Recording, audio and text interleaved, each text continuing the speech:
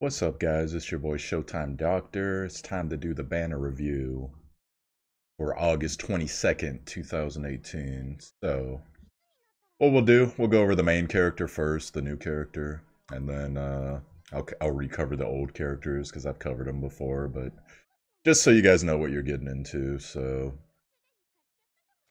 kind of a unique little, it reminds me of like a paladin hammer from World of Warcraft back in the day when I used to play Burning Crusade, the old version. But anyways, okay, so let me go to, unfortunately, for whatever reason, they always show you the 5-star or 4-star skills on the banner. It's like, dude, if we're drawing new heroes, we don't keep them that low that long, so...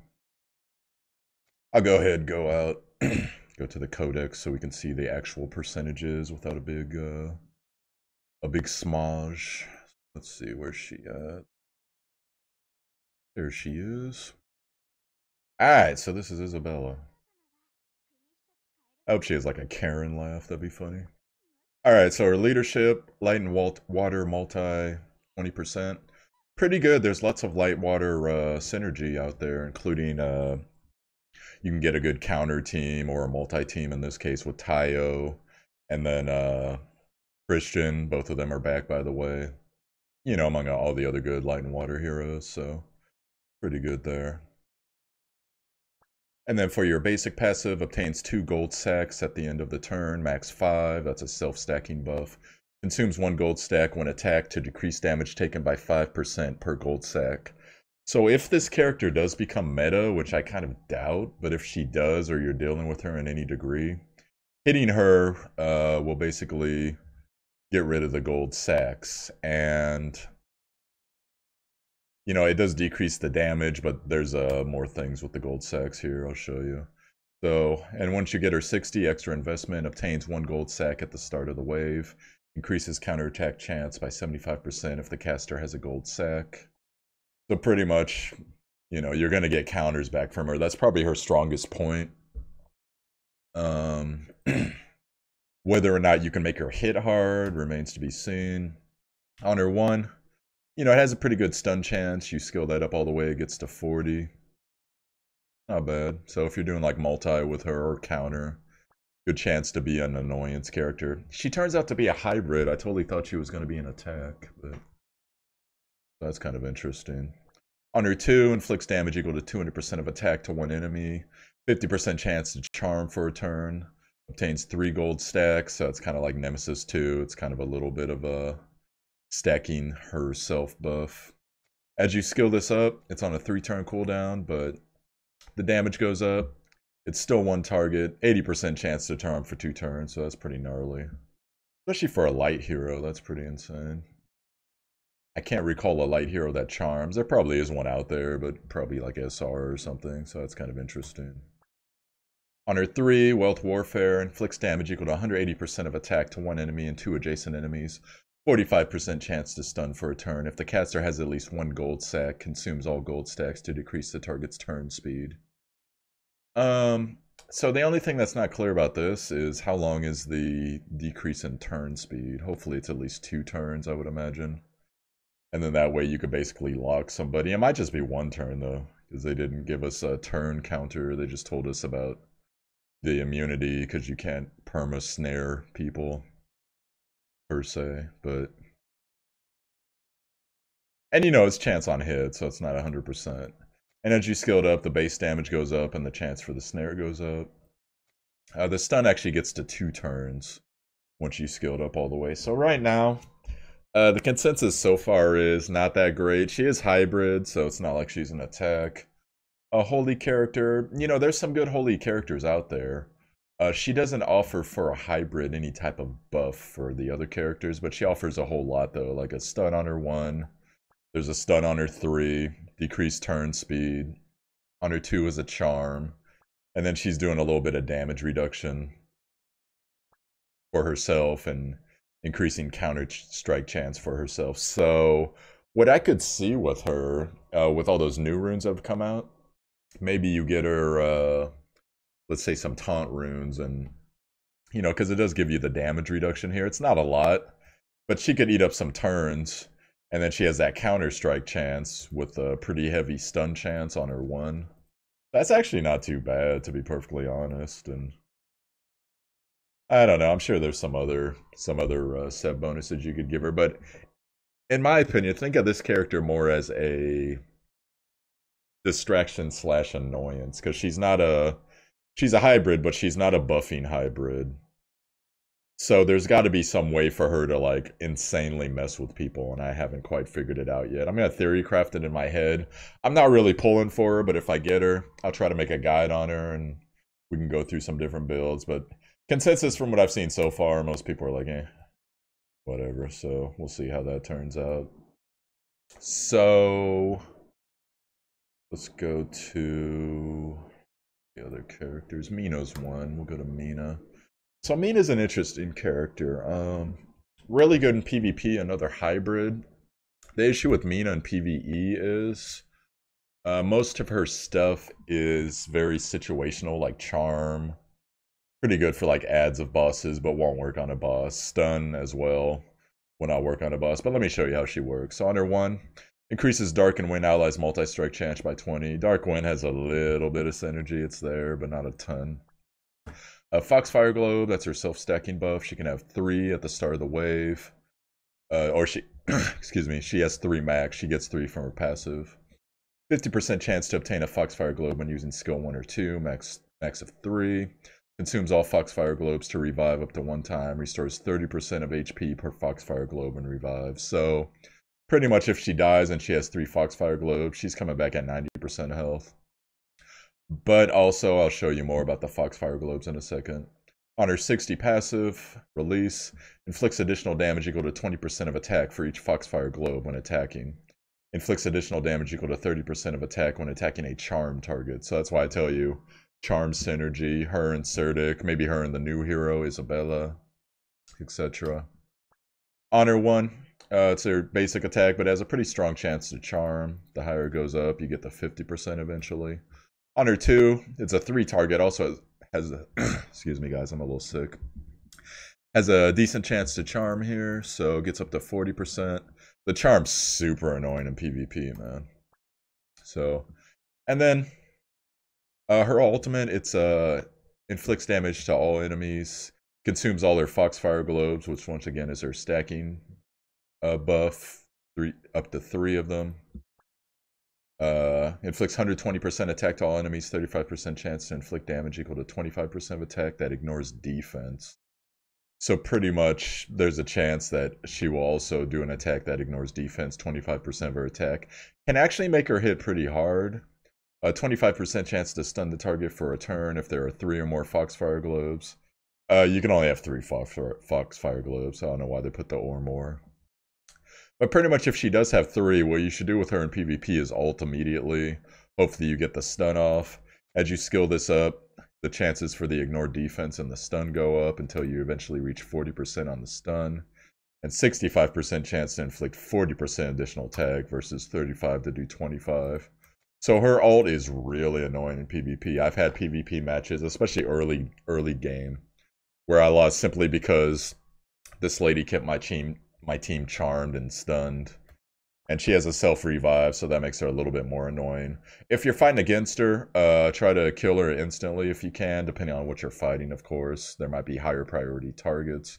But if you kill her instantly, it gets rid of all her Foxfire Globes. She comes back at 90%, but even when she ults, she's not going to stun you. That's pretty gnarly. But overall, she's probably, arguably, the best hero on this banner right now. Not top tier per se, but she can get really good and annoying. And you could run her with a Dark Burst team. You know, you got that AoE, you got that triple target, self-stacking buff here, additional damage when she has more buffs, especially when it's charmed. And then, you know, she has charm on her 1 and 2, so she synergizes with herself really well. Runs really well with Serdic, etc. So, pretty cool character there. Now we get to Damian, so let's go. So Damian, slightly underrated, in my opinion. The cool thing about him, his leadership, fire allies evasion by 25. So if you're running that, you know, that all fire team or that mostly fire team, hey, you can make him hella annoying with some evasion. So his passive becomes immune to damage for 1 turn upon evading an attack. You know, it's decent. That immunity, I believe you can still penetrate through it. So penetration damage works, but it stops most things. And then Invincible Justice on his 60 increases caster's attack 30% for 2 turns when granted damage immunity. So that can help make him hit hard. That's why you want him to dodge a little bit. Inflicts on his 1, inflicts damage 100% one target, 35% chance to decrease target's attack by 30%. And you know, that'll get up to 60%, 160 when you skilled up. On his 2, inflicts damage equal to 200% of attack to one target, 50% chance to stun for 2 turns. And once you skilled up, you know, stun chance increases and the percentage damage increases, and the stun duration finally increases at the end to 3 turns versus 2. So his 2 is actually really nasty. Pretty nasty, especially considering it's a 1 target. You can focus someone pretty ridiculously. On his 3, inflicts damage equal to 165% of attack to 3 targets, 35% chance to inflict additional damage, equal to 35% of attack. As you skill it up, all the coefficients go up until eventually it reaches 264% damage, 60% chance to inflict 60% of attack. So he can be a highly bursty unit along with Mina. Probably the best burst unit in the game is Meryl. If you skill her up right and you get him like a Britain or something like that, that can add that debuff where people take 50% more damage when they take multi-damage. So, but Damian, you know, he's not... It's weird. It's weird to talk about Damian because most people, they dismiss him immediately. He's not bad. It's just that the way that this game works, there's so many heroes and you got so little fodder to skill them up. So it gets a little gnarly there. So I guess right now that's your banner review, guys. So hopefully you're cool with that. I'm gonna get into a little bit here, just the heroes that are available right now, because you can see. I'll go look at it real quick. The dungeons are back. On your advent dungeons, your boy Christian's back and your boy Tayo's back. So those are 2 very tall orders. If you are, say, mid-game, 2 weeks, 3 weeks into the game. Tayo is a lot easier to do. You can cheese Tayo. Even if you don't have the team right now, you can build it up. I put a video out. I'll probably put another one out showing you my current combo I'm going to run.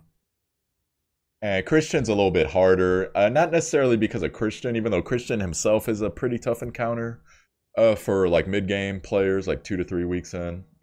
If you got a Sid, it becomes a lot easier. If you don't, you can still do it, but building for both of these... Honestly, I'd build for Tayo if I were you guys, if you have to choose one or the other. Christian's not bad. Christian could be high-end burst DPS. Arguably the highest burst DPS in the game. You get him built right. Tayo just does ridiculous damage all the time. So he's a little bit more useful in my opinion as far as, you know, fights that go over 5 rounds, which is of course most advents. But both of these dungeons are back, so I am sick, but I will be releasing updated guides for both. You can check my guides right now. They're not bad guides. Real quick, I'll tell you guys how to cheese this advent right here. You need either a wind tank. You can get another type of tank, like Eamon's new, but a wind tank really makes this ridiculous. Cordelia, if you don't have Ian, who's the new tank from the guild battle. But you guys that have Ian, you should go ahead and start building Ian up. I unfortunately can't build him up right now. I got other priorities, but I got tanks that can handle this, so it's fine. So what you need in this dungeon, you need a really tanky tank for... Try to get as close to 5,000 armor, as much life as possible, and try to get your regen. Unless you're with Ian, then maybe you don't need regen so much, but it doesn't hurt. Try to get your regen to around 14%, your HP regen. And that will help you out tremendously in this dungeon because there's no poison, there's no anti-healing debuff. So your regen's going to go off all the time. Try to bring Ramuh with you because Ramuh actually helps out. She doesn't even need to be 60. She doesn't even need her 60 passive, even though all that helps, obviously. She just needs to be... She doesn't even need purple stars. She just needs to be able to stay alive for a while because... Her passive is that she does 10% additional regen for the party every turn, for every one of her turns. So that just really helps you keep your team up. Now, your cheese teams early, you're gonna need a good tank. Like I said, you're gonna need probably 3 supports. So best supports to take in here, Ramu, double Ramu if you can get it, or Sid if you got a Sid. You can take a Rue. Rue's obviously not bad. If you don't have those characters, try to take a character with more healing and regen, like say an Abel, etc. Revive is really great in this dungeon because you will get one shot. A lot of time your DPS is going to be going down like crazy, and you got to be able to get everyone up. That's why I recommend for you newer players, get 3 people that can res. And you need at least 1 DPS, 1 wind DPS. It has to be wind because the second boss in this dungeon only takes damage, heavy damage from wind DPS. So your rubies, if you have a Kali, while you're even listening to me, any wind DPS though, honestly, you could take in freaking the gunner. I forget her name. I'm trying to think of other wind DPS. Jacqueline. Jacqueline actually gets a bonus in this dungeon, as you can see here. Sid gets a bonus as well. Ruby. So, and also if you take Ruby, you get increased recovery amounts, so the regen that I was telling you about earlier is going to be even more ridiculous. So if you got any of these heroes, definitely take them. Too bad they don't let Mao in. Mao would actually make that a lot easier, but anyways, that's just some quick advice for you guys doing these dungeons. If you want to know about the heroes, Tayo and Christian, I also have videos for that. You can go search it on my YouTube. And anyways, guys, I'm Showtimedr on Twitch. You found my YouTube. You can check the notes. My Discord's there. Come in, say hi, share your experiences, get some advice, whatever you need. And I will talk to you later. Peace out. Have a great day. Good luck on your Tayo and your Christian farm. Get strong.